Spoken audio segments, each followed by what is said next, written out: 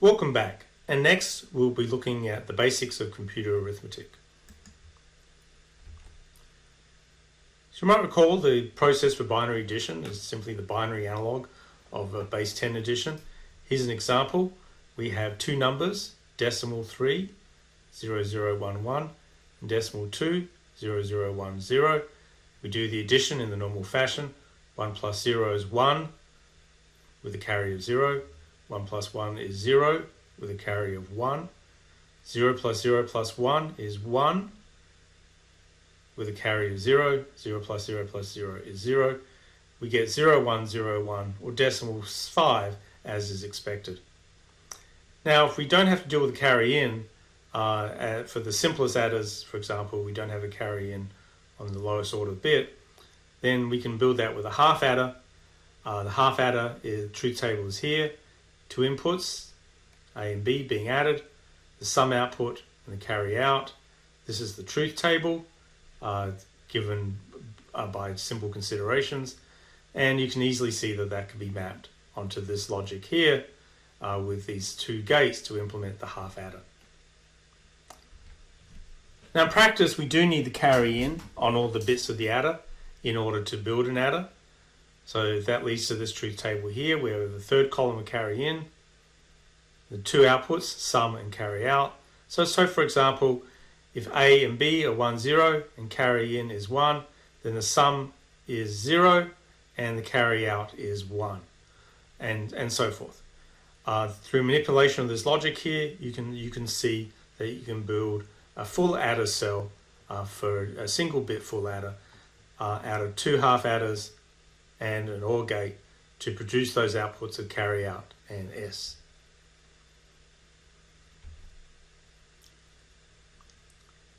With unsigned arithmetic, overflow is fairly straightforward. Here's an example. We have 4 bits representing these two numbers, decimal 10 plus decimal 7. Of course, 10 plus 7 is 17, which we can't represent in 4 bits, so this will overflow. And you can see it overflows. We do the addition. We end up with a sum of 0000, which is obviously not 17, plus a carry out of 1. Thus, this carry out bit can be the overflow. So in unsigned arithmetic, you can use the overflow of the highest order bit in the adder array in order to detect the carry out in the highest order bit of the adder array in order to detect unsigned overflow. However, often we're dealing with negative numbers. In addition, it's useful to be able to do subtraction quite often. And there's a number of ways to represent negative numbers. I'm not going to review them all, but the way that's most useful is 2's complement arithmetic. The way you form a 2's complement of a number, i.e. the way it processes for negation in the 2's complement paradigm, is to complement all the bits and add 1. So for example here, if we have plus 4, 0100, we invert all the bits, add 1, that produces 1100, which is the representation we're going to use for minus 4.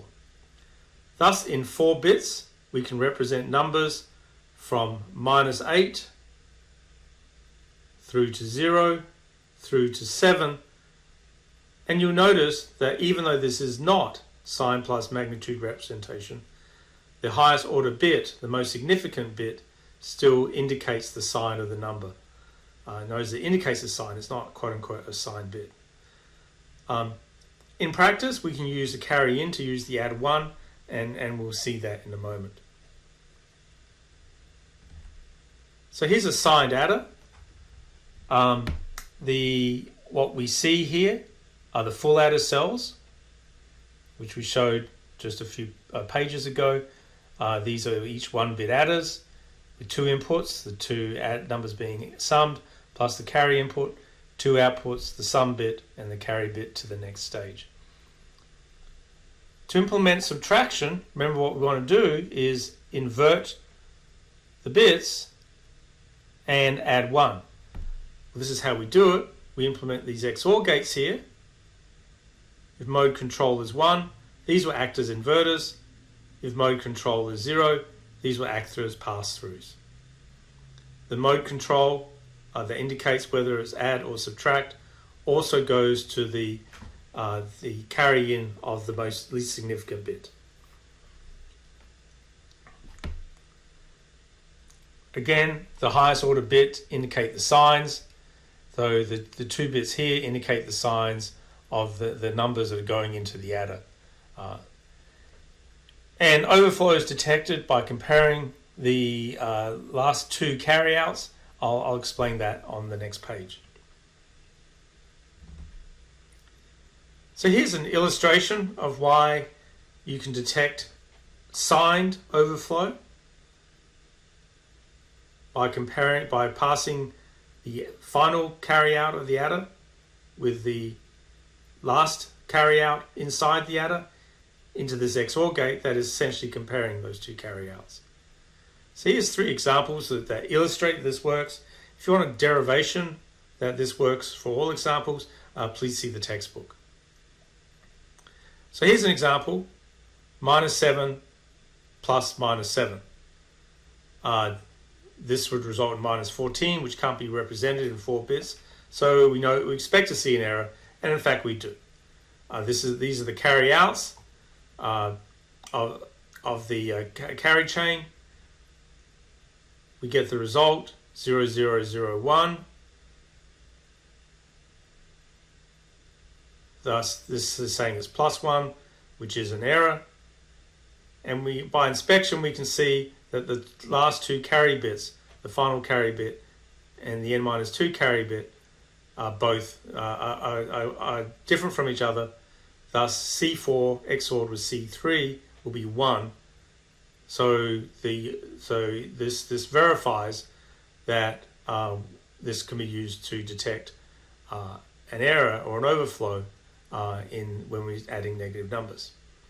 Similarly, we add two larger positive numbers together. Again, we expect an overflow. 7 plus 7 is 14, which can't be represented excuse me, in 4 bits. The sum will be this number, which is -2, which is obviously incorrect. And again, by inspection, you can see the last 2 carry bits were different from each other. Thus, this can be used to detect this signed overflow. In contrast, -7 plus 7, you don't expect an overflow, you expect a result of 0. You can see the 4 sum bits are 0, so this works out correctly. But you notice in this example, the last 2 carry bits are the same, they're both 1s, so C4 XOR with C3 is 0. Again, verifying the functionality of this particular approach to detecting signed overflow. Again, if you want to see a more complete proof of this, please refer to the textbook. Well, that leads us to the end of this particular section. What I was doing here was cramming in a good part of an undergraduate logic class into about half an hour of video. Some key points I captured. Combinational logic can be captured as a truth table. We showed many examples of this and some manipulations of this, but it's a very useful thing to think about. If you can capture a combinational logic as a truth table, then you can then turn that into a case statement in Verilog, and thus very simply capture your logic intent without having to think at all what the actual logic gates would be. We need memory in circuits to create sequential circuits that operate in time. So we invariably use positive edge flip-flops for reasons we'll explain in a later class. That means the behavior is such that on every clock edge, on every positive rising edge of the clock, Q becomes equal to D on every flip-flop in the design simultaneously, or at least every flip-flop in that clock domain. We'll talk about clock domains later. Between rising edges, what the combinational logic does is calculate the next set of D inputs for sampling and memorization on that rising edge. And this behavior is captured in a timing diagram. It can also be captured in a sequential truth table. I gave one example of that. Finite state machine traverses a defined set of states over a series of clock cycles. This is a very useful structure, particularly to make controllers. And I revised for you 2's complement arithmetic, which is very useful because it leads to efficient implementation of signed adders. Thank you very much. I will see you in the next module.